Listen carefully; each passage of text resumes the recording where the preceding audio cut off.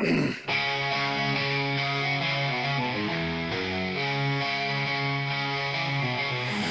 the fire, feel the beat. Gday Gridiron can't be beat. Nick your knee and bring the heat. Press the MVP elite. From the outback through the field, we got tackles hard to steal. Catch the passes, make it real. Gridiron warriors never kneel. G'day Gridiron, down under and beyond. G'day Gridiron, yeah, the podcast come on strong.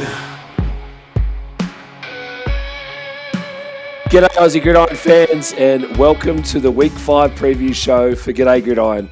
Brought to you, of course, by the Aussie Gridiron Network, Australia's home of NFL and gridiron content. As you can tell by my voice, I am in no need to be talking today, so I won't be for a lot of this, and thankfully I am not doing this alone. Oh no. I'm fortunate enough to be joined by none other than Australia's top 2 NFL analysts, a man who may have gotten a chopper ride from Jerry Jones out of the Patagonian forest, Brad Cummins, and our O-lineman from down south, Nick Cosme. Boys, gentlemen, how are we doing? Well, I'd say I'm doing better than you, at least vocally, poor guy. So, yeah, I'm doing all right. My Cowboys got back to even this week, so even though it was not pretty, we'll get into that later. But on the whole, I'm doing good, and anytime we can talk football, it's a good day. I think Brad in the background, I know we've got viewers, but he's got some technical malfunctions that he's working with. He's a man of many talents, getting everything fixed. Yes, we've finally got back on the winning list last week for my Niners. I know we won't talk about them this episode, but yeah, another good week to come. And going through all the games, bloody hell, there's some good games and very hard ones to pick as well. Just in general, even tipping. Yes, it's been very hard to tip, and our tipping comp is going amazing. I'll give you an update about that on our social media later in the week. There's been a little bit of movement at the top. There's one person though that tipped like 12 last week, which is astonishing. That is just pulling it out of the bag. It's great considering how many upsets and things we had. But yes. Yeah, no kidding. So yes, I won't be doing a lot of talking in this episode. You may hear some weird squeaky things from me here and there if I have something to say. Otherwise, I will be playing a lot of media drops just to try and spice the boys up a bit. But the boys are going to carry the load, thankfully, this very heavy load tonight. And we have got 4 awesome games to preview for you from Week 5. And we really look forward to a lot of these games. And look, anyone that has been listening for the last few weeks up until now, I promise you we are not trying to pick the same teams week in, week out, but some of the matchups week on week don't look that good on paper, and you don't really want to be talking about them. If you do out there and you feel like you have a team we haven't talked about, hit us up on the socials. You can find all that at the AGN Mothership, Linktree/Aussie Gridiron Network. You'll find links to all our socials and everything else there, merch store, the lot. Hit us up on the socials. Tell us you want to hear more about a team, your team, and we'll try and include that in another week for a preview. But some of the spicier matchups just keep happening between the same teams, and I assure you, I do not want to keep talking about the Vikings because I do not want to jinx this, especially since it's 4-0 now. And as I said on the Wednesday show with Matty C, it's starting to look like 2016 all over again, and I do not want it to look like 2016 all over again. So, all right, let's get into some game previews. Nick, you're going to kick us off with Jets at Vikings in London. Yes, being played at, for those that follow the World Game and follow the Premier League, being played at the stadium that looks like a toilet bowl. Yes, the 2-2 New York Jets up against the undefeated Minnesota Isn't- Vikings. Isn't that Las Vegas? What's that? Isn't that Las Vegas? What's that? That The looks like a Raiders- toilet bowl. The Raiders' home stadium looks like a toilet bowl too, doesn't Well, it? that too. But if you see a picture of Tottenham Stadium from the top, I know that from when I've watched Premier League games, but it genuinely does look like a toilet bowl. Although the Vegas Stadium's got the stuff running through underneath the roof. Anyway, we digress. Very interesting matchup this week. You would have said about 6 weeks ago that the Jets would come in as heavy favourites into this game, which is actually the opposite now that Minnesota's been on such a tear on both sides of the ball. Being able to perform so well with Sam Darnold defensively, they're being schematically so great. The Jets haven't really beaten some good teams. They've been brutalised in a couple games. So we'll start with the Jets, Brad, and I will ask, how important is this game? Because I feel like, particularly with the Devontae Adams rumours, and that he could be potentially, his number one landing spot could be with the Jets. How important is this game for the Jets? Particularly now you look at Buffalo's just been beaten brutally. The Dolphins are an afterthought at this point. How important is this game for them to be able to keep not just playoff hopes alive, but even just be able to win the division? I think it's huge. There's so you can never underestimate the Jets. So far have underachieved. They're 2-2, but at least in my estimation and a lot of people's estimations, they were a strong contender to do really well in this AFC. So coming out 2-2 is not showing yourself a strong contender at all. At all. So I think it can't. The importance of this game cannot be understated. And you're seeing the cracks in the Jets already. I mean, you got Aaron Rodgers shoving his head coach, even though they both came out and said that was no big deal.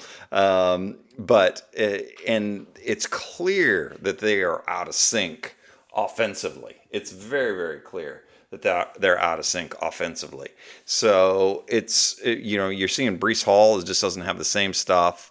And it's just interesting to see what's going to happen. And if they lose, if they go into 2-3, Rodgers is a vet. He's not gonna let this thing implode, but it is gonna be then incredibly hard to come back from it. But all that said, I don't want to tip my hand a little too early, but I think it is a little bit of a trap game for the Vikings. I think the Jets are going to have a really good shot at this game. Looking at it, and just the way I just can't get over Darnold. I mean, has there ever been a guy whose career has been resurrected as much as Darnold? It's just unbelievable the play that he's coming and then he's doing, and the fact that he is just going out there and just slinging it left and right. It just blows me. Wait, do I hear something in the background? What am I hearing?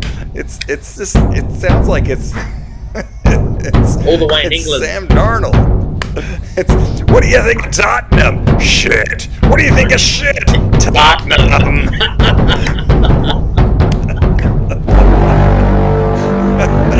And here they come, folks. I don't know who this is a home game for, but it's going to be a good one. There's a lot of. What are your thoughts? There's a very healthy Vikings fan base in London, in the UK in general. There we go. So, which is kind of ironic considering that they tried to invade. The Vikings actually tried to invade him and rape. That's why there's a healthy fan base, Brad. Okay. Fair enough. Yeah.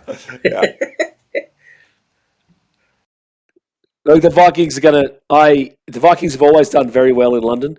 All of their London games have come out as either very good games or on the right side of the W column. So reasonably confident, especially with how disjointed the Jets have looked playing. But it does worry me at the same time with the way how disjointed the Jets are playing that they could have one of those games where they just come out on fire with aggression and absolutely blow us away. You can't go 16-0 anymore. It's Yeah. 17-0 anymore. It just doesn't work. So you're going to be due a loss at some point. So we're happy to be due a loss. I will guarantee you, though, that if the Vikings lose this game, the entirety of the Vikings fan base on Facebook and Twitter are just going to be trying to cut themselves because they'll just go into doom and gloom mode, even though it would only be 4-1. But it is what it is. You've got to lose eventually. If we lose here, it is what it is. And, yeah, temper expectations. It's not 2016. Yeah. It's interesting, though. Go ahead. No, I was going to say with the Vikings, I do agree with what you're saying, Ian. But it's not a must-win game for the Vikings, obviously. But going into the bye, I know early buys aren't sort of a good thing, but I feel like it comes at sort of a solid time for Minnesota because even if they win this game, they go 5-0, and you could say, "Oh, that momentum stops." It does, but at the same token, like you don't want to be inflating this sort of bubble. And if you think it's going to burst at some point, you don't want to be, crashing down and ending in flames. So I think it presents a good opportunity this week. One thing I did notice actually I did some research further into this game is the Vikings actually allow the most passing yards in the league, which is quite strange considering how much we've talked about their defense. Now, I think a lot of that, there is merit to the stat, but I think a lot of that is they've played in a lot of games where teams are playing a lot of catch-up, so obviously a lot of passing yards, and that plays into it as well. The Jets, on the other hand, we've talked about, how bad they've been, or how much they've struggled offensively, which is also true, but they're also quite a good team on third down conversions this year. So it's quite a game where both teams sort of have some narratives go one way or the other, but whose sort of side will sort of pull through. I think in terms of the Vikings offensively, I could make a case this is probably the best defense to date that they'll face. I don't think, even though that they played us, I think we're probably worse defensively than what the Jets will be this year, based off of our guys that are dinged up and everything. But I think the Jets will definitely throw a few things at them. Robert Sala's under the pump, So there's a lot. It's backs against the wall for the Jets. So, and I think you're right, Brad. It could be a trap game for them. Yeah, it's and what's interesting to me is just from a betting standpoint, how much the line has swung. I don't know if you guys knew this, but at the beginning of the week, the opening line for this was that the Jets were getting 3.5 points. So Minnesota the Jets were giving 3.5 points. Minnesota was getting 3.5 points, but it swung all the way around, and now Minnesota is giving 2.5 points. So we're talking about a 5-point swing here with the point spread, and the majority of the bets are on Minnesota. Now, the public, if you're really into betting, you don't bet with the public. The majority of the bets are with Minnesota, which says then, and contrarian betting is a real thing,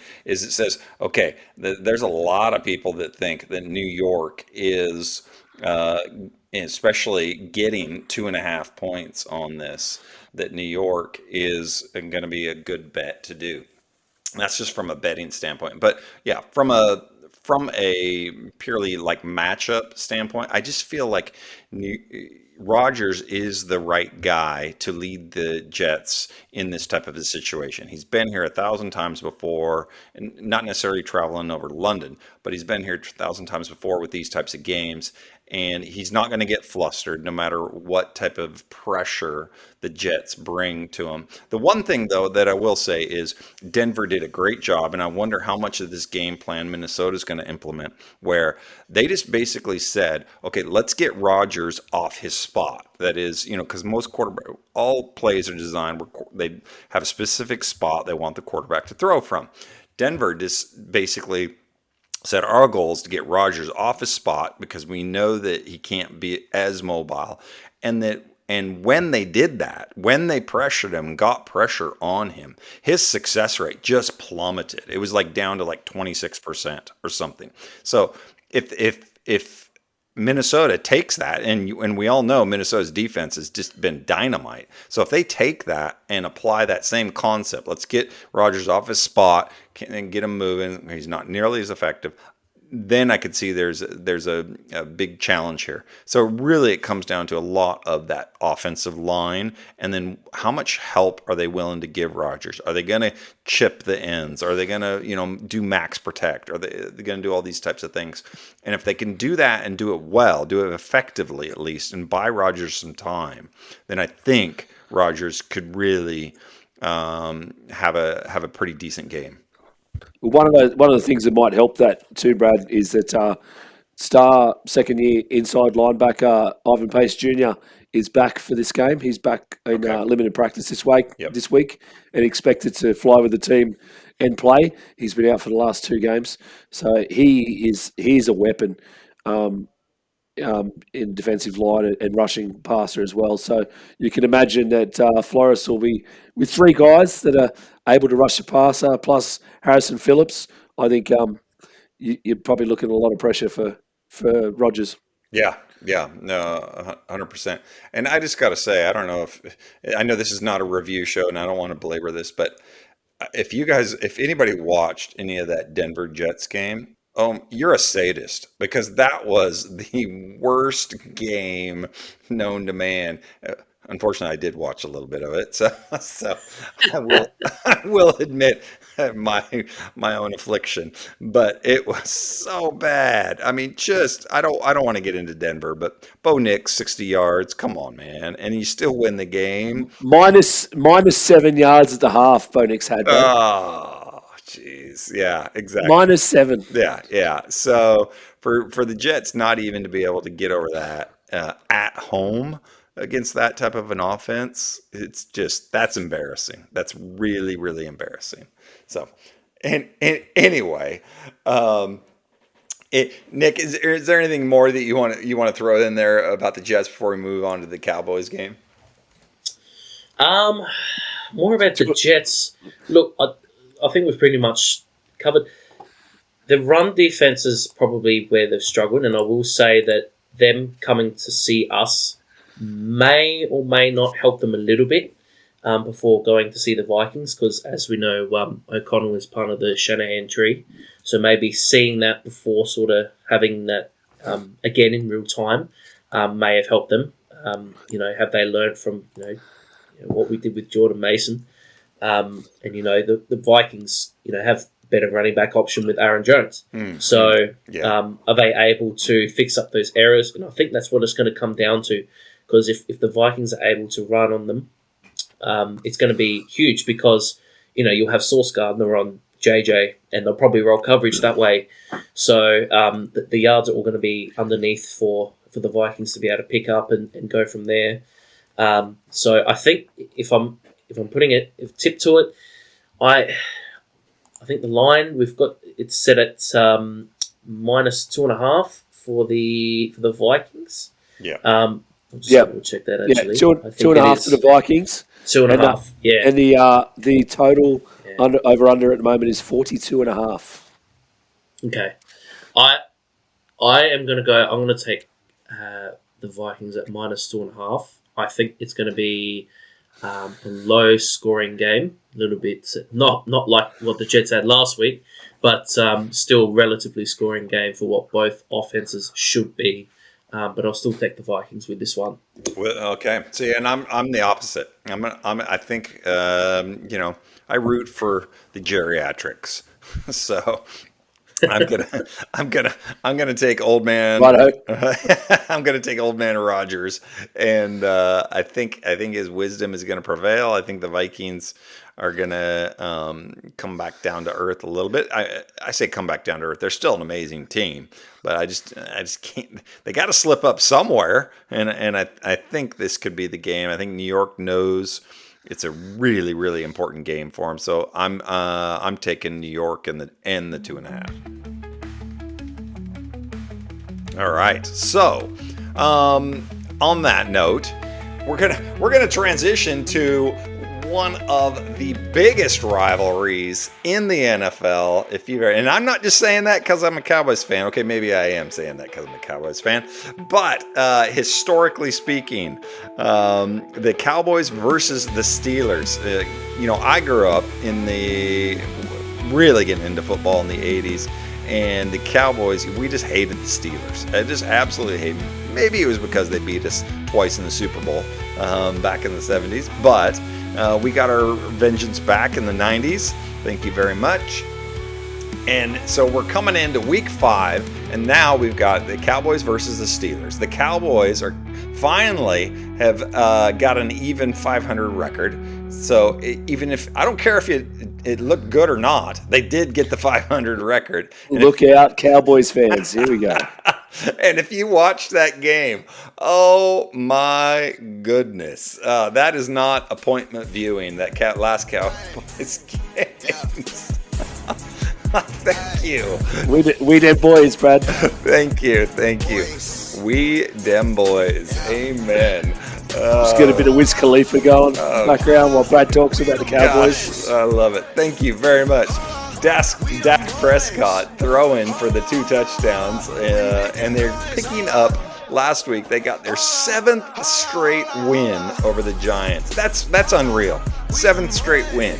So you're talking, a long time that Dak Prescott has just manipulated that team. So it's pretty impressive. But if you watched it, it was ugly. UGLY. We ain't got no alibi. It was ugly. That's a product of all my thank you American high school cheering. So yeah, and in Pittsburgh they had a tough one this last week, so they got their first loss. So they lose to the Colts 27-24, and with a backup Joe Flacco in the game, no less. And they did mount a comeback in the end, but they couldn't do it. I think Nick, as you're looking at this game, you've got this vaunted Steelers defense going up against this questionable Cowboys offense. I wouldn't have thought I'd said that at the beginning of the season, but they're going up against a questionable Cowboys offense. Do you think, in your opinion, as an outsider, do you think that the Cowboys have enough to match up against this Steelers defense? Offensively, I don't think they do. Mm-hmm. And they've had the subtraction of Brandon Cooks, who won't be playing this week. Yeah. I think I heard he had surgery after the Giants game, and it hasn't gone well. I know he had surgery. And now is out. Yeah, to clean up an infection. Yep. I think they can't run the ball, and even last week against the Giants, it wasn't that that's great. An understatement. They're last in the league in rushing. You're being kind when you say they can't run. You've got Zeke and nobody. So Dalvin Cook, who popped up on the injury report this week. Yeah, by the way. Yeah. Sorry to interrupt you, Nick. No, I mean, when I look at what Dallas has got offensively, I mean, it is going to be a tough task, and I think that the main issue is not going to be what they produce offensively, but I think defensively they're in big strife because I've also heard there's no DeMarcus Lawrence, and there potentially may not be any Micah Parsons. And considering this is probably, even though they lost last week, it was probably their most productive offensively with Pittsburgh. So do they continue that mojo? So, Fields gets his legs underneath him. They start being able to run the ball with himself. Is this going to be a game where Pittsburgh get out early and then Dallas is sort of playing catch up? It's going to be really hard for them. I like the Steelers are in the top 10 for both rush offense and rush defense. We already know how great their defense is, but I think it's very much an uphill battle for Dallas, and I think it's sort of in a really, really tight spot because it's almost a must-win game because the Eagles, we're not sure what they're looking in their division. The Eagles, we're not sure what they're going to be. We assume that they're going to be a playoff contender. Then you've got the Commanders, who have come out of nowhere, Yeah. they look to be a playoff contender at the least at this stage. But you look at the schedule; they're 2-2. After this, it's a very tough game. Then they play at home to Detroit. Then they come and after a bye, they come to San Francisco, come and play us for their annual ass whooping. At Atlanta, home against Philly, home against Houston, and then at Washington before they play the Giants again, who they love to beat. So it's almost like a must-win game because there are a lot of games where you go, even at best it's 50-50. It's a tough spot, and I feel like it has to be something where, Mike McCarthy's got to be looking at it going, we have to win this game. Like, Yeah. at 2-2, they have to. Well, I think Mike probably realizes better than anybody they're not as good as what they wanted to be or what they were even last year. I think if they've got any shot at this, a couple things. That one, they got to protect Dak Prescott, and that's going to be hard to do, especially against T.J. Watt, because he's coming into this wanting to get. He's on 99.5 sacks. So he's wanting to become only, I think, the 40th or 45th player, whatever, somewhere in the 40s there, player to get 100 sacks. So he's going to have some extra motivation. And so he's going to be lining up over against a rookie offensive tackle, Tyler Guyton. So, and Terrence Steele, the right tackle, has just been playing like poo. So it's going to be... If the Cowboys have any chance, they got to protect Dak Prescott. The Steelers would love at home T.J. Watt. You couldn't pick a better scenario for the Steelers at home against the Cowboys, their longest rival, and for this guy to get essentially another notch in his belt that could potentially get him into Canton, as a Hall of Famer. So they are going to be fired up like you wouldn't believe to get in there. I think also if you watch that Giants game, there were so many penalties. It was so ugly. And this I say this every year, but the Cowboys are just woeful. Doesn't matter what coach they get in. They just suck when it comes to penalties. So they're going to have to avoid the penalty situation. They had so many penalties. And then, like what you said about the running thing, I think to me, that's huge. They got to be able to stop the run. And we all know they can't. So it's just, you're going to see a healthy dose of Najee Harris, however you want to pronounce his name.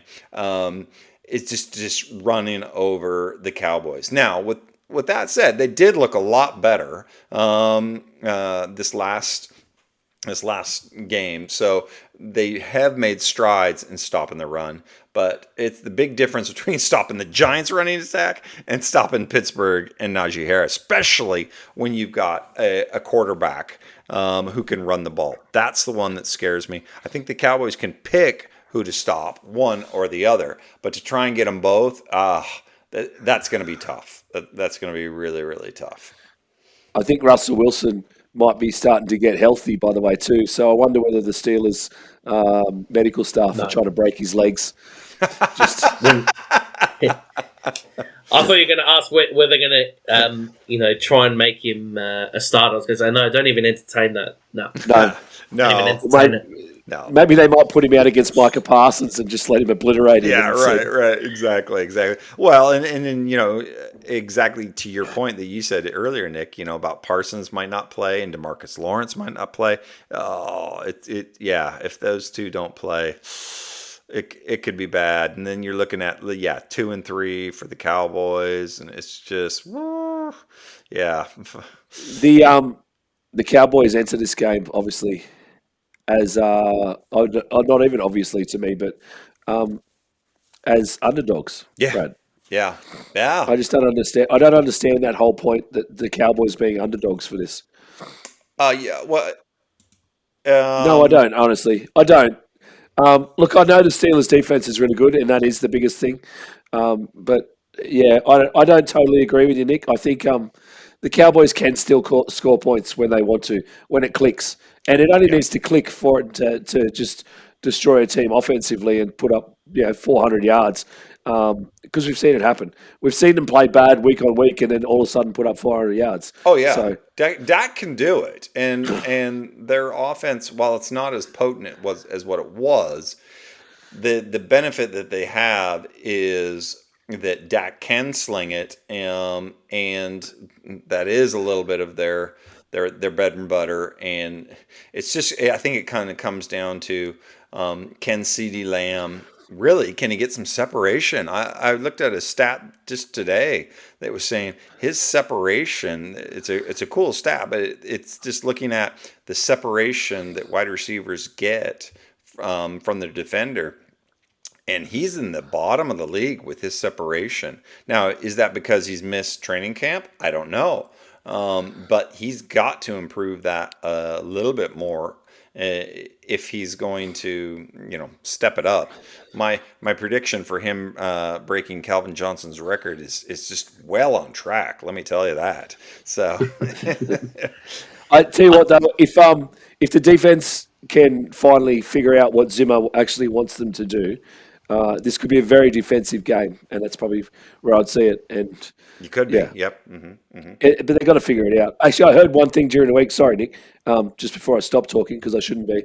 I heard a thing during the week with someone mentioning the fact that the defense is still the same that was there, essentially the same as there last season. Yeah. But just different coach, right? Mm-hmm. But that whole scheme was set up for how Dan Quinn runs defense, and that is like just balls to the wall speed. Yeah. But Zimmer's is completely different. His isn't like that. So there's this kind of weird thing where they're built for speed, but Zimmer wants them to be tough and brawly, but they're not built that way. And that's going to take a couple years for them to fully implement that. Yeah. But, he'll be head coach before that anyway, so it doesn't really matter. Yeah. Yep. So we've talked about a couple really exciting matchups, but now we're going to get into really, really good matchups, I think. When you're looking at, let's move on to the Buffalo Bills versus the Houston Texans. That matchup is going to be huge. So it's a really, really highly anticipated game. Both teams are entering this matchup with a 3-1 record. The Bills got just manhandled last week, and Houston won a hard-fought match as well against the scrappy Jaguars, even though they're the 0-4 Jaguars. But it was an interesting thing. So both teams come into this 3-1, and it's a divisional matchup. So it's going to be scrappy. They're just going to be biting kneecaps and doing everything they can to win this game. So it's going to be a good one no matter what. Nick, what's your thoughts to begin with? Do you think that the Bills' loss was an anomaly? Do you think that they're better than that loss, or is that really who they are? Well, for starters, how many teams go into Baltimore, and with Derrick Henry added to this now, how many teams are able to stop just what they're able to do on the ground, how they're able to defend, and how they're able to go about putting up so many points. Somehow the Raiders did it. We don't know. That has to be studied. Somehow that's a miracle. They did it. And all of a sudden, since that game was 2 weeks ago. Yeah. All of a sudden now they're trading players. The coaches. Yeah, it's just Gardner Minshew's a bomb. Oh yeah. It's worlds apart. 2 weeks is a long time in this sport. It's crazy. The weird thing is, I think. Before the season started, I did not have high sort of hopes on the Bills, and part of my reasoning was not offensively but defensively. They don't really have the guys. Sean McDermott's a good defensive coach, but they don't have the guys, and they've lost a lot of those guys. They have a lot through injuries, but a lot just have gone elsewhere. Yeah. So I think it's a lot of sort of just personnel issue defensively, where. Yes, they got blown out by the Ravens, and they haven't been blown out by a team in the regular season for a while now. It was the first time in ages. I heard that stat during the week. How do they now come off a shorter week, going to Houston, after being blown out in a primetime game and respond with that. I think Josh Allen is still going to play well. I think they're still going to be able to run the ball solid. But, it's a tough game because I think the Texans, they haven't quite hit their stride yet. They, got away with a win against Indy. That was probably their best win because it was a divisional game and Indy's the next best team in the division. They scraped past the Bears. They got smashed by the Vikings, as a few teams have this year. And then they just got past the Jags. And I mean, that's another division game, but, they haven't really sort of, even on both sides of the ball, like they've sort of had some times where they've struggled. Then they've, offensively, they couldn't get stuff going. Then it's sort of been defensively, they haven't quite been able to make stops. So I'm interested to see how you view this game, Brad, because it was the hardest out of the 4 games we're talking about. This is by far the hardest we're talking about because I don't know how well the Bills can respond, but then I don't know if Houston's going to get off the ground. And if they do, this has to be the game. Yeah. I agree with you. I think that the matchup last week was it was a perfect game for the Ravens against the Bills, and it was just a really bad matchup for Buffalo. Really bad. Their biggest weakness was run defense. Baltimore's greatest strength, the Ravens, was the run. So you're just playing, and Baltimore's playing at home. They're 1-3. They're playing their desperation. They know they need to win. So they just come out guns blazing, or they're looking down the barrel at 1-3, and so they come back and they know they didn't do it, and they did it. And it was just so if you chalk up that game as kind of a blip on the radar, then I think Buffalo's still one of the best teams in the NFL. Now, I wasn't high on Buffalo to begin with. At like you started the season, and in that first game against the Cardinals started to change my mind a little bit. But and you're right, they've lost a lot of guys. I think on defense, all 3 levels. Line, linebacker, secondary, and it's really, really come back to bite them a little bit. But and the fact that the Bills are going on the road, so they're going into Houston. It's going to be a tough matchup, but I think it's going to be a lot closer than what people think. Is what the general people. I think a lot of people think Texans are going to go in there and just kind of blow them out. But I don't see that happening. I think it's going to be a really close game. Of course, the big news is going to be Stephon Diggs. Is this? I'm going to use Ian's favorite term, the revenge game. Is what's he going to look like in this? But really, it's not Stephon Diggs. It's Nico Collins is the one in this game. That guy, he's the one that's on the record on pace to break the record for most receiving yards in the league. And I think he's just basically leading every metric known to man for wide receivers. I think he's got more than 100 yards than the next highest guy behind him. So it's just unreal what he's doing and the percentage share that he is getting. Houston was 7-3 at home last season, and they're 2-0 so far. Now, they're not nearly as effective running the ball like Baltimore. But they're supposed to get what's his name back from their new running back from Cincinnati. I should know him. He's on my Joe Mixon. Thank you, Joe Mixon.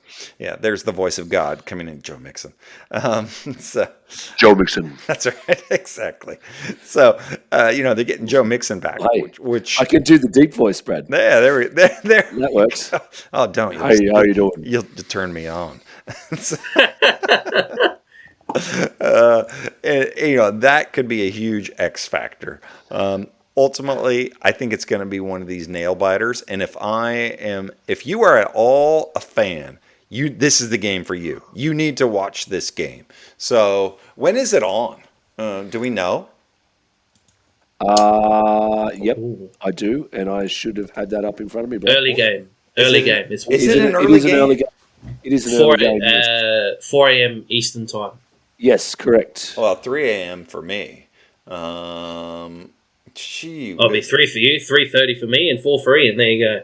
Yeah, Jeez. I get to sleep in. All right, yeah. Well, we all get to sleep in unless we want to watch it live. Yeah. Well, no, I'll be sleeping because I'll have already watched the Vikings game. Oh, there you So- go. What time does that start for you? That's 12:30 for me. I'm pretty Oh, sure. there you go. Because it's London, that's why. Yeah. Yeah, London. Yeah, London. So that's 11:30 for me. So absolutely, yeah, we'll be watching that game. But if you're a fan, you got to watch this game. This is going to be a really, really good game. So Nick, who would you? Brad. So Buffalo favoured by just 1 point at the moment. Okay, so And over under 47.5. Who have you boys got? that yeah. This is as close. This is a pick'em game by any. I found it hard. I would always err on the side of the home team in these situations. Yeah, I get that. I totally get that. Josh Allen. It just to me. I know. He's got that. He's playing so well within himself, but yet still doing the Superman moments when he needs to, and he lives for these types of games. That's what's got me. That's what's got me confused too. Is I would always err on the side of the home team, like I said, but I really like the Bills in this. So Yeah. I think I'm probably going Bills. Yeah, I mean, I think you could. Yeah. It's rife for It's tough, betting isn't though. it? For prop betting, this game is rife. Especially like Nico Collins over 100 plus yards, like easy. That'd be easy money at the moment. Yeah, I mean, the difference between these two teams is it's finer than the frog's hair split four ways. So I just What the fuck? what? You've never heard that? Finer than a frog's hair split four ways? Come on. Oh, Brad. Sorry. No, I love it. Keep doing it. I love it. Every bit of it. Yeah. So this is as close as a game I think as I've ever picked, to be honest with you. But I would lean a little bit towards Houston just because they're the home team, and I could not fault anybody for picking Buffalo. Give me Houston. Give me Houston. Okay. You know what? I'm basing this off, and it's not a good way to base it off, considering we're 5 weeks into the year. I'm just basing it off how I thought these teams were going to go before the year, and because I still don't know. The Bills, the toughest part of their schedule, you could probably argue was still yet to come. Like they end their year, their last 5 games are at Indy, Kansas City, playing us in California. At the Rams, they'll be healthy by then, and then finishing off at Detroit. I think that's finishing off. Actually, no, it'll probably be divisional game, but that's a few of their last sort of games. So the hardest part of their schedule is still yet to come. So, and they've played all the sort of the softer teams. So, I'll take Houston. Okay. All right. So we got 2 Houston, 1 Buffalo. Which brings us to our last game of the week that we are going to be previewing. This is another fantastic matchup, another must-see TV. So we've got the Baltimore Ravens versus the Cincinnati Bengals. The Ravens swept both games against the Bengals last season and are looking a lot stronger this season. Wouldn't have said that a couple weeks ago, but they won their last 2, especially after beating Buffalo 35-10 last week. So Derrick Henry's coming into this leading the league in rushing. He got, 199 yards last week.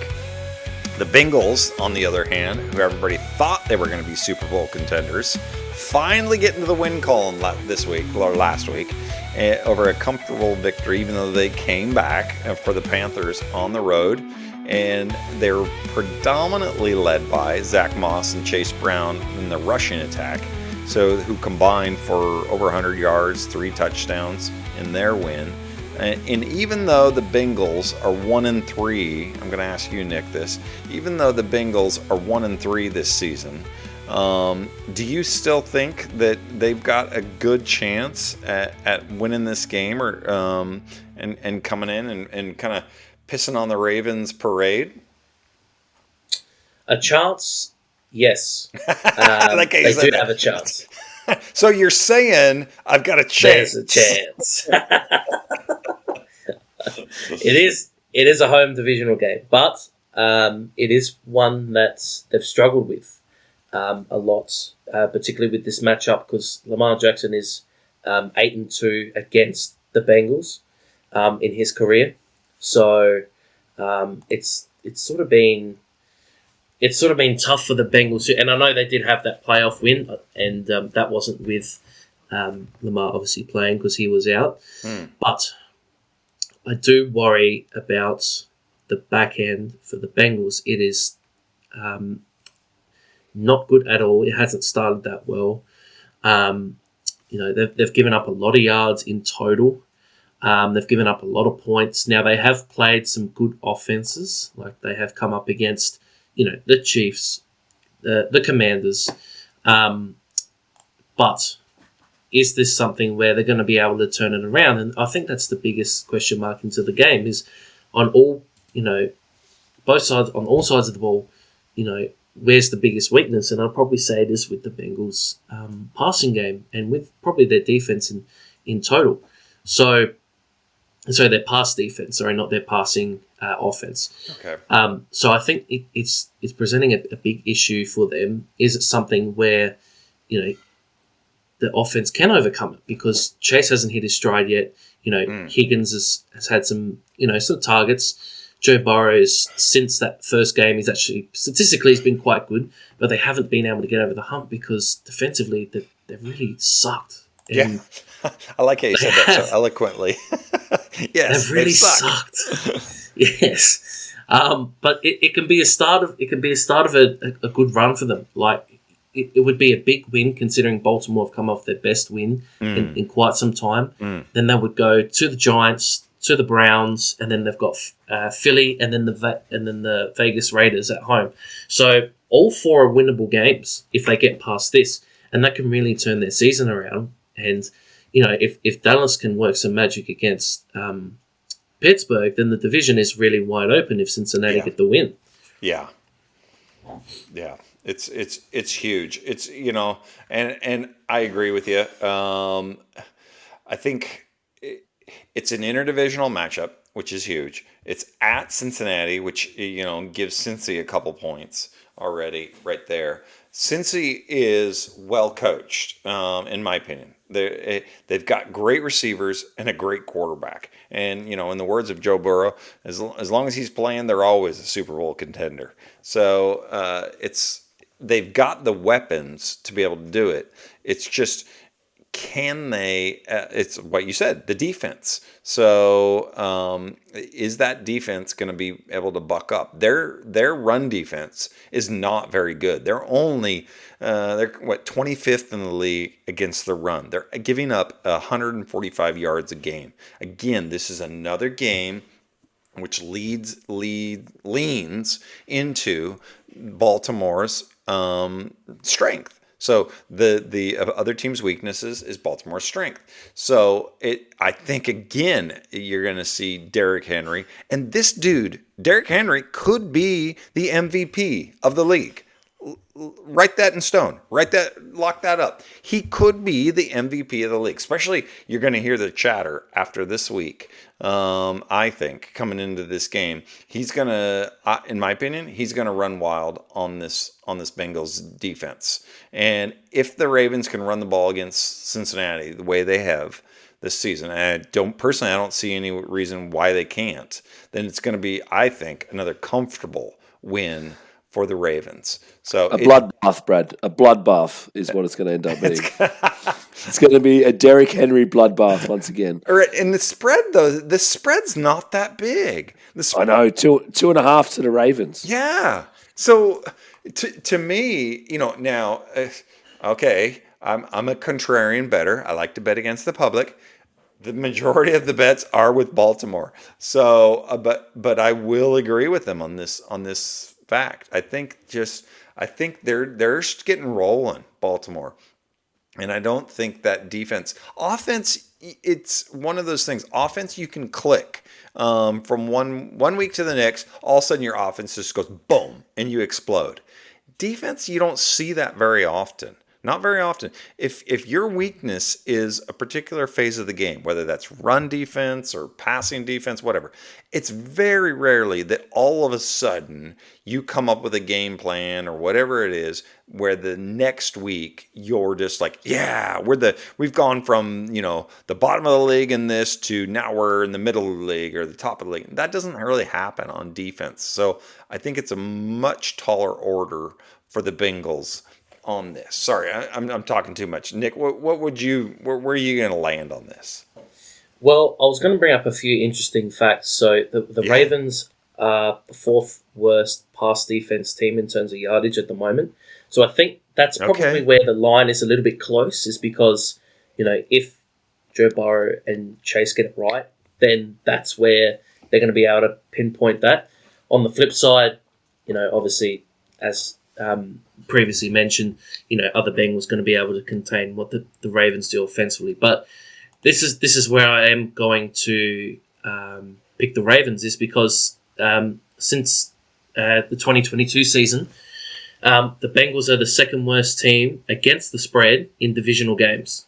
So, and that includes, playoff, when they've been in the playoffs and everything like that, they're not a very good team, against the spread, against their divisional opponents. The Bengals, because it is a tough division. Yeah. The Bengals have actually lost 4 of their last 5 games against AFC opponents because of that reason. And if you're a bettor, that really sort of bodes well for a Ravens line, which is currently sitting at about $1.70 on Sportsbet. And the over-under is set at 49.5, or actually 48.5. And each of the last 4 games between these two have gone over the total match points line. And I would expect that if the Ravens get up early, especially with Derrick Henry, that the Bengals will start trying to air the ball out with Burrow and Chase, and like Chase's yards will go through the roof, and they'll start trying to score points to try and outscore them. Yeah, that's you bring up a really good point, Ian. It's a tough one. Are we ready to move on from it though? I'm going Ravens. That's where I'd be going. Okay. Yeah, I'm going Ravens too. I'm going Ravens. All right, boys. Well done on 4 great games. 4 very good matchups to watch through the week. There are, of course, a few other ones here and there which could be very interesting, and we could see some upsets. So let's hope we get to talk about a few of those next week, or a few different teams. Not the Dolphins and Patriots game at all. No. It could be. No. It could be the game's first ever 0-0 draw. Well, I said a few, Nick. I didn't mean all of them. All right. I was going to say, with that segue, do we want to roll into the bloody best bets, because actually one of my best bets is a Dolphins Patriots bet. How about that? Let's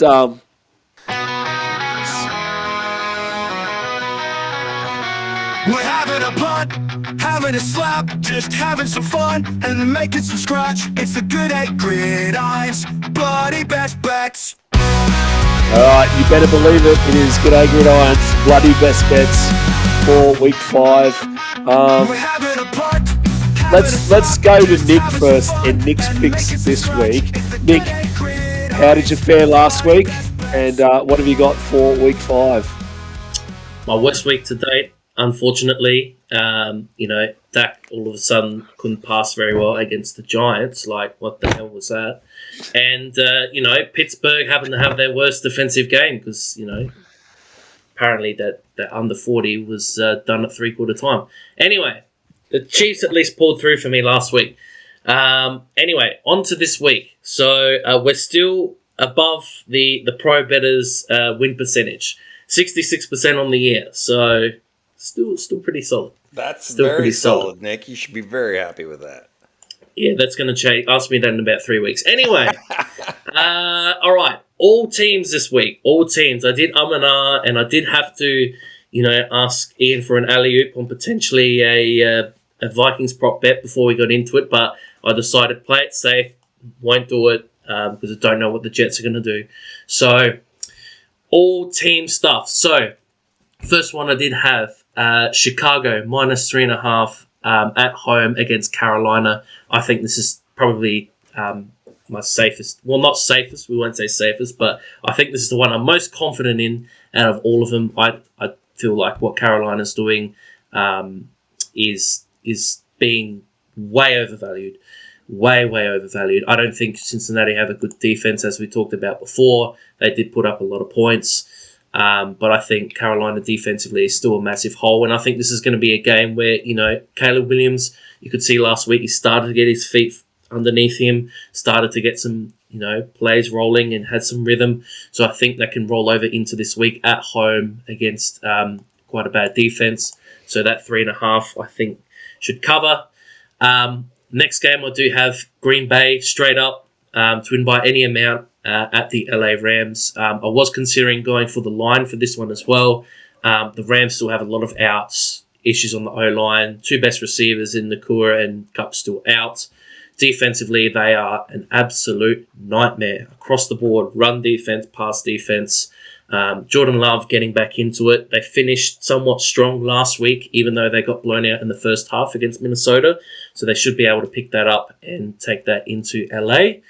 And finally, as we mentioned before, this is a game that we mentioned before, but I just think the outs for Dallas is going to be too much. If Micah Parsons is out, the line's sitting at 2.5 for Pittsburgh at home. Their defense got embarrassed last week, relatively, considering, Flacco came in and was able to do his thing.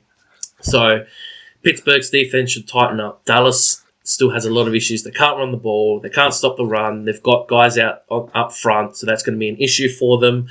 If Pittsburgh's smart, they roll their coverage to CeeDee Lamb, and then what else do they do? So Pittsburgh 2.5, Green Bay straight up, Chicago 3.5 point favorites. I'll take that. Back to 3-0 this week. All right. Well, I got one last week.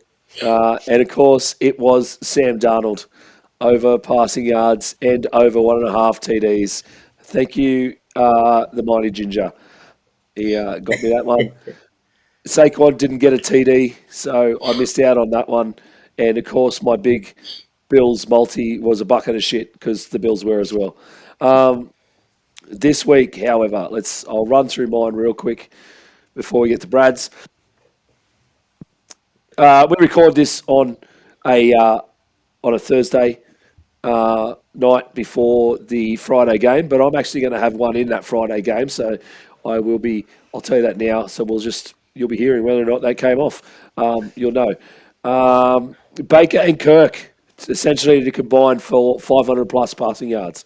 I've got a same game multi with Kirk Cousins at plus 228.5 and Baker at plus 244.5. Both quarterbacks have been pretty productive this season. Both of them consistently throwing over 230 yards per game recently. So I'm going for that one. Brock Bowers, anytime TD against the Broncos. That's paying $3.10, which is insane. The Broncos have been pretty damn bad against tight end this season alone, and most of Sean Payton's offenses have always been bad against TD for CE for some reason. So tight end season it is against the Broncos. And Nick, I've got one on that Panthers game as well, but it's actually DeAndre Swift to go over 47.5 rush yards. Swift obviously had a pretty damn good game last week, and the Panthers have been absolutely woeful against the run. So I'm hitting that up. Brad, do you want to save me and my voice? And what's Brad's picks for this week? I would love to. I would love to tell you. Now, I do have to admit, I know it doesn't count for anything because It was privately, and I didn't say it publicly, but privately, I won a 6-leg multi on the Cowboys game last week, so I'm pretty chuffed with myself for that. 6 legs of crap. Yeah, pretty much, pretty much. So unlike Nick, I only picked Dak to throw 200 yards as one of my legs. So I don't know how many yards you had Dak throwing, but I think it was 260. That was the over-under. yeah. So, Right. Well, Yeah, Brad went the alternate yards as a safe Yeah. bet. I did. That's exactly so. Yeah, and that's just actually a strategy of mine. Is that I take the alternate on a lot of multis and I drop them down to more a reasonable level, just because for that. And how did all those under bets go last week, Brad? How did that fare? We're not going to talk about my Ah, bet. that's what I thought. Right, okay. So the fun police really didn't turn up. Thanks, Ian. I love it. My bets this week, on the other hand, I'm taking Brees Hall on the under. So I'm shocked, Brad. I'm absolutely shocked. yeah, exactly. You guys know how much I love being under. So I'm taking Brees Hall. Right now he's sitting at 54 yards or 53 and a half yards. So I'm taking Brees Hall on the under. He's been on the downswing. I think the Jets can still win this game. But I think Minnesota's run defense has just been incredible. I think the fact that there's two backs in that backfield that are doing well for the Jets, so they're going to be splitting carries more and more. So Well, I don't. Hall hasn't been the better back either. Yeah, exactly. You're right. Yeah. Yeah. Braylon Allen's been by far the better back especially in the last 2 weeks. So it'll be. I think I'm taking Brees Hall, or I am taking Brees Hall in this. And then also my other two picks are player prop bets as well. And I'm taking C.J. Stroud in the under simply because his right now he's sitting at 275. So to me that is just really really high. You have to have a really good game to throw for 275 yards. So Well, you have to be behind, Brad, basically. well, yeah, and that as well. And if they're getting Mixon back in the backfield, then they're going to be trying to run the ball more again because that matches up well against Buffalo's defense. They have a weak run defense, so why wouldn't you want to run the ball more, dominate the possession clock? And so I think I'm taking him on the under, C.J. Stroud. And then my last bet. How do you know you're a degenerate? When you bet on Miami and New England. So I am taking Oh my God! Talk about an under game. no. So actually on this game, I'm taking Jacoby Brissett because he's been playing pretty well lately, and I am taking him on the over for passing yardage. So Which is insane. Right now he's at 158. 158. It's insane, Brad, to Oh, take nope. Jacoby Brissett in anything. So I love it. So I think Jacoby is going to be, and if I had to rank all three of those bets, C.J. Stroud on the under, Jacoby Brissett on the over, or my other one, the Brees Hall on the under, I would take Brissett as my number one lock. So there you go. Put it down. Brad Cummins lock of the week. Jacoby Brissett on the over. So. Oh my God! So you just wait.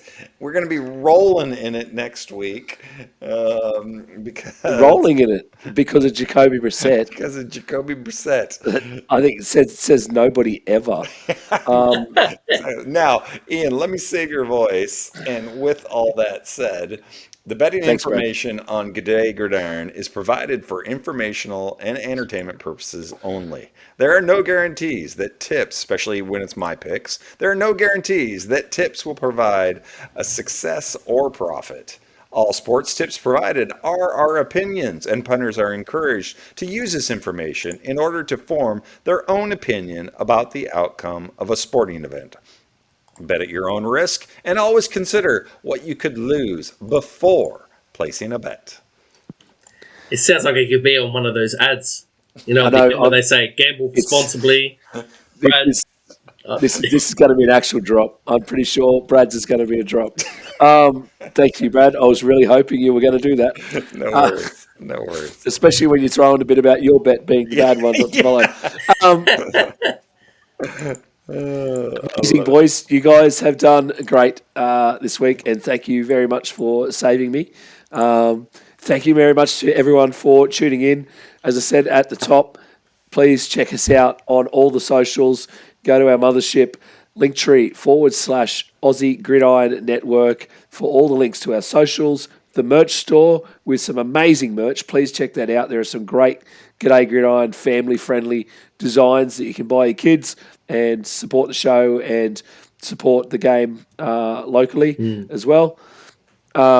You'll find links to Manjot's YouTube and Pastry Press NFL, where Manjot has a great local gridiron show called Aussie Gridiron Today. Check that out. That is all about Manjot and Matty C doing interviews with local gridiron players, following some of the local leagues, especially around the ACT region at the moment, but they are going to go much further than that. I know Nick would be pretty keen for that as well. At some point, he'll get involved down in South Australia, no doubt. Oh, that would be fantastic. But I was going to say, just in general, shout out to those two guys for doing their part in growing the game in ACT. It's amazing that we've got guys that are wanting to put the time in to invest in the locals, here in the country. So. I was going to say, if you are listening, wherever you are in the country, get out, support a club, even if you're a player or a coach or even just a fan, get the results, put the game in people's faces, because if you're listening to this, it's a great game already. It's a great game to play. It's a great game to follow. It's a great game to coach. It's a great game all round. So get involved at the local level because it's a great culture and you won't get knocked back. So whatever you can do to help grow the game here would be absolute aces. But props to those two guys, Manjot and Matty C, doing phenomenal in ACT. And if you can't get out to a game, you can catch Manjot and Matty C on Bar TV Sports every week through the ACT season, commentating the ACT games. So go check that out because there's some pretty cool stuff that happens there too. So, all right, on behalf of myself, my voice, Brad and Nick, thank you very much for listening, and we hope that you can catch us next week after week 5 for all the overreactions and a whole lot more stuff going into week 6. Thank you very much.